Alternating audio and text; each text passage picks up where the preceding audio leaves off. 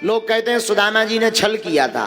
तुम लोगों ने भी यही सुना कि सुदामा जी ने छल किया था, गुरु माता ने चना दिए तो चोरी चुपके खा लिए, यही सुना था ना। तो भगवान ने श्राप दे दिया। नहीं, ऐसा नहीं है, पढ़ो पहले। इसलिए तो कहते हैं गुरु बिन होय न ज्ञान। सुदामा जैसा मित्र ना हुआ ना होगा। भगवान ने कोई श्राप नहीं दी सुदामा को, हम खंडित करते हैं, कोई श्राप नहीं दी, एक भी बार श्राप नहीं दी भगवान। दरअसल वो चनों की कहानी ऐसी है, एक बुढ़िया माँ थी, बुढ़िया औरत, वो सिला बीना करती थी। सिला जानते हो? जब खेती कट जाती है तो बालों से कुछ दाने नीचे गिर जाते हैं, उसको बीनने के लिए उसे सिला कहते हैं, सिला बीन। वो बूढ़ी औरत सिला बीन करके चने रखी थी एक पोटली में। एक बार उसके घर में एक चोर आया, चोर पोटली लेकर के चला गया। बुढ़िया को बड़ा बुरा लगा। बुढ़िया ने श्राप दे दिया कि जिस प्रकार तू चोरी करके मेरे चने ले गया, जा, मैं श्राप देती हूं कि जो भी इन चनों को खाएगा वो जिंदगी भर दरिद्री रहेगा। वो चोर चने लेकर के भागा भागा जा रहा था, लेकिन जैसे ही संदीपनी आश्रम उज्जैन के सामने से निकला, उसके पैर में चोट लग गई। वो चोट लग करके मुंह के बल गिर पड़ा, हाथ से पोटली खुल गई, चने बिखर गए, चने बिखरे। तो चोर ने बचने के उद्देश्य से चनों को वहीं छोड़ दिया और दौड़ लगा दी। वो आश्रम कोई और नहीं, वही आश्रम है जहां हमारे द्वारकाधीश ठाकुर जी और जहां पर सुदामा जी विद्या अध्ययन किए थे। गुरु माता झाड़ू लगाने के लिए बाहर निकली, चने बिखरे हुए पोटली पाई। गुरु माता ने वो सभी चने बीन करके रख लिए। ध्यान से सुनना मेरे पागलों, चनों की पोटली को ला करके रख लिया। एक दिन कथा वैसे ही है, बरसात हुई, भोजन पकाने के लिए लकड़ियां नहीं थी। तो भगवान कृष्ण और सुदामा को लकड़ी लेने के लिए वन में भेजा।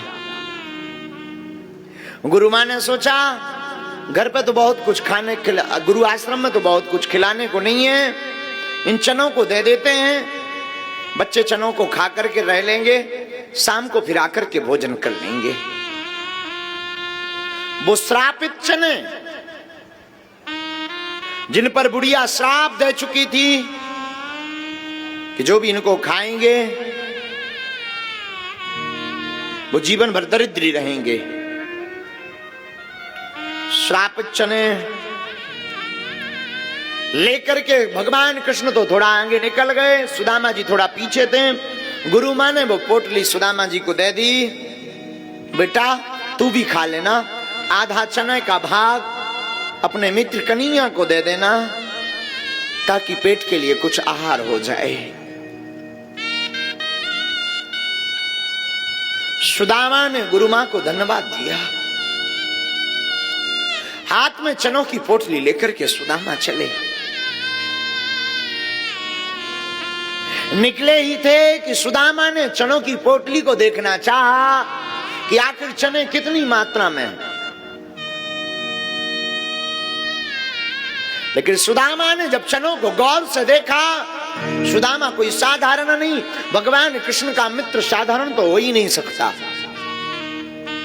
सुदामा भी ब्राह्मणो ब्रह्मवित्तमा विरक्त इंद्रियार्थेषु प्रसन्नात्मा जितेंद्रिया। सुदामा जी भी ब्रह्म को जानने वाले थे। सुदामा ने जब उन चनों को गौर से देखा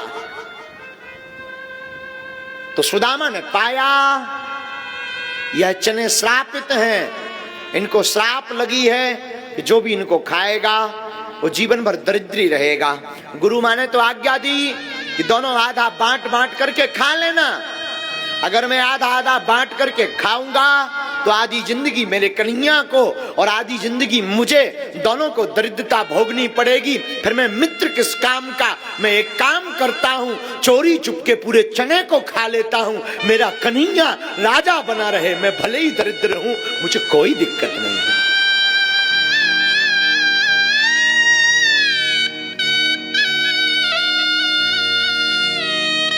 मित्रता को निभाने के लिए सुदामा ने वो चने खाए। हमने सुना है सुदामा ने जितने चने खाए वो चने के दाने थे 40। सुना है 40 दाने थे। इसलिए सुदामा 40 वर्ष तक भगवान कृष्ण से दूर रहे और दरिद्रपन भोगना पड़ा। सुदामा जैसा न मित्र हुआ न हो सकता। मित्रता का मतलब लेन देन का व्यवहार नहीं है। मेरे पागलो, तुम याद रखो, मित्रता का मतलब है सब कुछ अपने मित्र के लिए समर्पित कर देना। मित्रता कोई समझौता नहीं है कि कुछ तुम दो फिर कुछ मैं दूं। मित्रता का मतलब ये नहीं थोड़ा तुम मिलो थोड़ा मैं मिलूं। मित्रता का मतलब है अगाध श्रद्धा। मित्रता का मतलब है समर्पण। मर्यादाएं तोड़ दो मित्रता के लिए। तो मित्रता, वरना क्या खाक मित्रता।